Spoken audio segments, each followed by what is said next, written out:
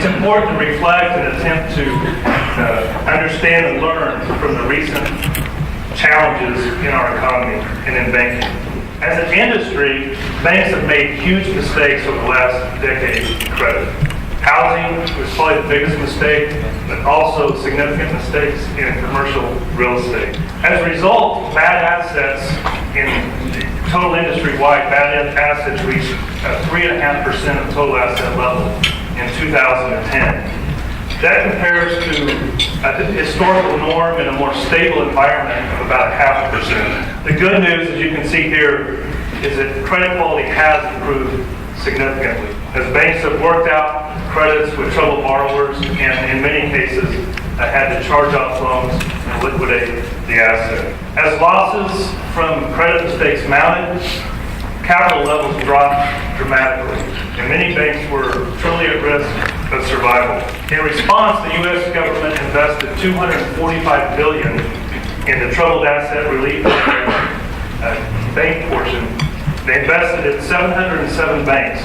Today, the government has made over $20 billion from those investments. Of the $245 billion that was invested, there's only $17 billion yet to be repaid. These results contrast sharply with the portion of TARP that went to the auto industry and to AIG.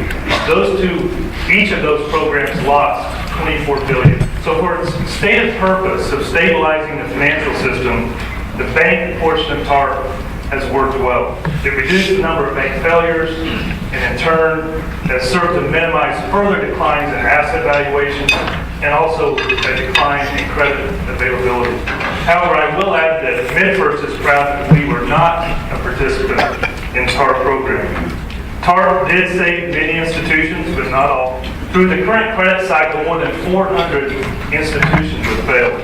This represents 5% of the industry that existed pre-crisis at the end of 2007, right when the financial crisis was beginning to gain steam. Bank failures peaked in 2010, and the number of banks that the FDIC identifies as problem institutions has declined for 3 consecutive quarters. Today, the FDIC identifies 813 institutions as troubled.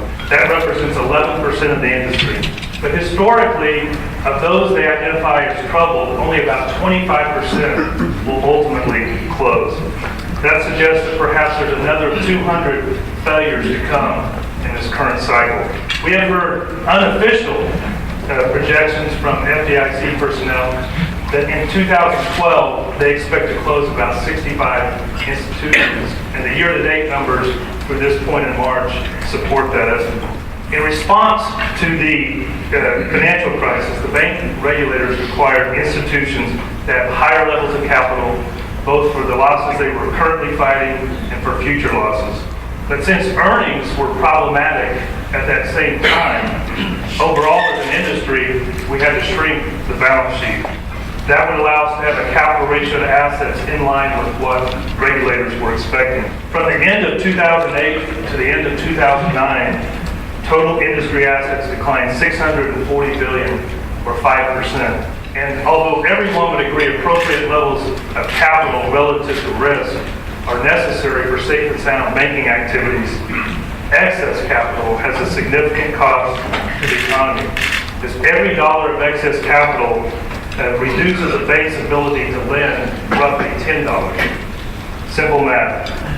So when you extrapolate that to a hypothetical situation, maybe not so hypothetical, but to the entire industry, if capital ratios are arbitrarily determined that they need to increase from 8 to 9% of assets, it reduces the bank's ability to support the economy through lending, through investment, to the tune of $1.4 trillion. The Basel Committee on Banking Supervision, which is an international group of bank regulators, has already issued new capital and liquidity requirements.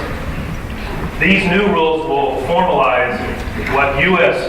Regulatory bodies would like to see from their institutions as well. In addition to requiring banks to increase capital levels, Congress took on financial regulatory reform through the Dodd-Frank Act. The Dodd-Frank Act was 2,300 pages long. More than 400 new rules are to be written as a result of that act. It requires 60 studies to be performed, 93 congressional reports, and at least 15 government agencies will be involved in this rulemaking process. In comparison, to get some perspective, Sarbanes-Oxley, corporate governance reform that was considered by all industries as very draconian when it was implemented a few years ago, only required 16 new rules and 6 studies. 3,500 pages of rules have already been released to date to address Dodd-Frank, but that number will grow dramatically, perhaps over 10,000 by the time all the rules are finalized. Only 20% of the required rules have actually been finalized.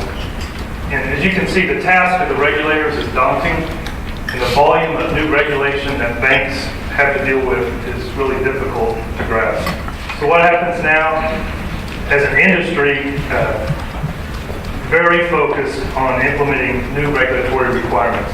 The industry has to implement, for example, just a quick listing, new capital requirements, new liquidity requirements, additional concentration monitoring, additional policies and procedures, significantly increased stress testing, increased validation of compliance with policy and regs, and increased corporate governance. Bank profitability will become more challenging.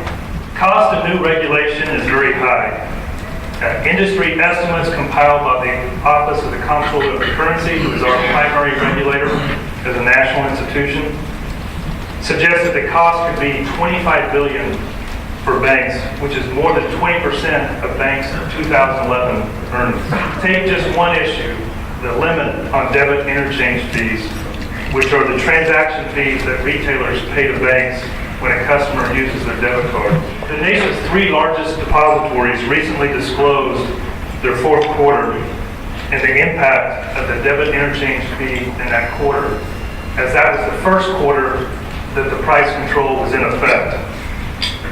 Those 3 institutions see an annualized impact of approximately $4 billion. And if you extrapolate those results to all banks over $10 billion, that's who these price controls apply to. The annualized impact to the banking industry of just the debit interchange price controls is $10 billion. That's approximately equivalent to 6% of 2011 earnings for the banks that are over $10 billion. Low interest rates are another stress on bank profitability. The Federal Reserve has said they will keep rates extremely low through the end of 2014. Such low rates serve to compress the net interest margin of banks.